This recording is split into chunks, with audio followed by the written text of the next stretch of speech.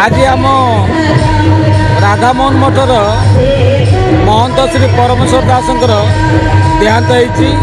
आज तांकर तेरई महोत्सव आम आखपाख गाँ मानक प्राय 5000 लोक डाकी तांकर शिष्य जो मैंने सब गुरुकर्ण होते से नहीं एक अन्न व्यंजन व्यवस्था कराई।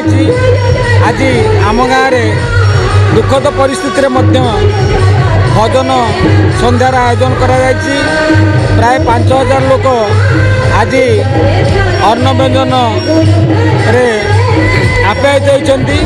वर्तमान कार्यक्रम चली आम बर्तमान गोटे दुखर अच्छु आमर मठ केमिति सुपर माने सठिक भाव में परिचालित हम से आम व्यस्त अच्छु। तथापि राधामोहन देव करुणारू निश्चित भाव में जड़े बाबाजी किए आसी पहुँचे आम राधामोहन देवकर पूजा अर्चना यथारीति पालित हो बोली आम अनुभव कर। आम देउली पंचायत गोड़ा ग्राम श्री श्री राधामोहन देव मठ पीठरे आज परमेश्वर दासंकर स्मृतिचारण सभा चली।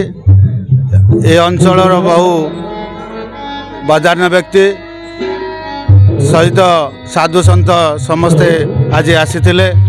एबे भी बहु आडंबर रे प्रसाद सेवन करा जायछि। आउ एठी आमर भजन समारोह चली। परमेश्वर महाराज दीर्घ 13 दिन है देह त्याग कला परे आम गोड़ा ग्रामवासी माने समस्ते दुखरे आम भांगी पड़ू। धड़ा पुंका ठू आरंभ करी प्रत्येक क्षेत्र में संकीर्तन गायक संकीर्तन बायक नदिया